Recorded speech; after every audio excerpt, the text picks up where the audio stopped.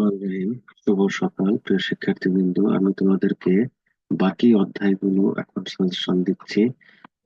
সামষ্টিক অর্থনীতি, ষষ্ঠ অধ্যায়, মুদ্রাস্ফীতি, খ বিভাগের প্রশ্ন। মুদ্রাস্ফীতি বলতে কি বোঝো? স্ট্যাগফ্লেশন কি, এর কারণগুলো কি কি, মুদ্রাস্ফীতি ব্যবধান হ্রাসকরণে রাজস্ব নীতির কার্যকারিতা পরীক্ষা করো, আয়কর বৃদ্ধি কিভাবে মুদ্রাস্ফীতি ব্যবধান দূর করে চিত্রের সাহায্যে দেখা, ইলিপস রেখা কখন উলম্ব হয়। গ বিভাগের প্রশ্ন। গ বিভাগে এখানে মুদ্রাস্ফীতি কি কারণ সমূহ আলোচনা করো। এখানে দ্বিতীয় প্রশ্নটা খুবই ইম্পর্টেন্ট, স্বল্প ও দীর্ঘ মেয়াদী ফিলিপস রেখার মধ্যে পার্থক্য নির্দেশ করো। ফিলিপস রেখা কিভাবে মুদ্রাস্ফীতি এবং বেকারত্বের মধ্যে ট্রেড অফ ব্যাখ্যা করে, এটা আলোচনার মধ্যে চলে আসবে। কোশ্চেন, ফিলিপস রেখা কি, দীর্ঘমেয়াদী ফিলিপস রেখার আকৃতির উপর মন্তব্য এবং এর তাৎপর্য ব্যাখ্যা করো। মুদ্রাস্ফীতি ব্যবধান ও মুদ্রা সংকোচন ব্যবধানের মধ্যে পার্থক্য কি, মুদ্রাস্ফীতি ব্যবধান ও মুদ্রা সংকোচন ব্যবধান হ্রাস করার রাজস্ব নীতির কার্যকারিতা, ফিলিপস রেখা দীর্ঘমেয়াদী তাৎপর্যপূর্ণ নয় ব্যাখ্যা করো। ফিলিপস রেখার সাহায্যে মুদ্রাস্ফীতি বেকারত্বের সহনীয় অঞ্চল নির্ণয় করো। মুদ্রাস্ফীতি ব্যবধান কি, মুদ্রাস্ফীতি ব্যবধান দূরীকরণের উপায়গুলো আলোচনা করো। যাই হোক, এখানে সবচেয়ে বেশি ইম্পর্টেন্ট হচ্ছে এই দ্বিতীয় নম্বর প্রশ্নটা। এরপরে হচ্ছে তোমার মুদ্রাস্ফীতির কারণটাও করে রাখা ভালো, কারণ বিভিন্ন সময় তোমরা পড়ছো। এখানে এখানে স্ট্যাগফ্লেশন, এটা গুরুত্বপূর্ণ। ফিলিপস রেখা কখন উলম্ব হয়, এটাও গুরুত্বপূর্ণ। এবং এই যে মুদ্রাস্ফীতি ব্যবধান হ্রাসকরণে রাজস্ব নীতির কার্যকারিতা পরীক্ষা করা।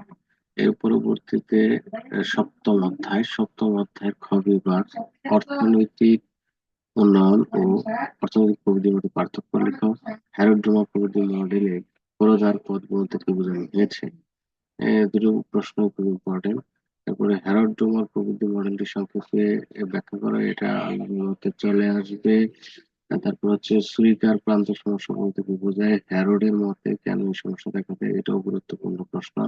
প্রবৃদ্ধির নিউ ক্লাসিক্যাল তত্ত্ব, হ্যারোড ও ডোমারের মডেলের মিল ও অমিল চিহ্নিত করো, কোনটি উন্নত। যাই হোক, এই প্রশ্নগুলো ভালোভাবে পড়বা। এরপরে হচ্ছে অষ্টম অধ্যায় খ বিভাগ। খ বিভাগের সামষ্টিক অর্থনীতি স্থিতিশীলত্ব ধারণাটি ব্যাখ্যা করো। অর্থনৈতিক স্থিতিশীলতার উপাদানগুলো চিহ্নিত করো, এটা গুরুত্বপূর্ণ প্রশ্ন। অবমূল্যায়নের দ্বারা কিভাবে লেনদেন ভারসাম্যের ঘাটতি দূর করা যায়, এটাও একটা ইম্পর্টেন্ট কোশ্চেন। এরপরে আসি তোমার অর্থনীতিতে কেন অস্থিতিশীলতা দেখা দেয়। চিত্রের সাহায্যে দেখা যায় রাজস্ব নীতি ও আর্থিক নীতি একযোগে প্রয়োগ করলে অর্থনৈতিক স্থিতিশীলতা বজায় থাকে, এটা খুবই ইম্পর্টেন্ট। এটা চলে আসতে পারে। অভ্যন্তরীণ বাহ্যিক স্থিতিশীল বলতে কি বোঝায়, এটা চলে আসতে পারে। মুক্ত বাজার অর্থনীতিতে কিভাবে স্থিতিশীলতা অর্জিত হয়, এটা অনেক সময় আহ খ বিভাগে 4 মার্কসের জন্য চলে আসে।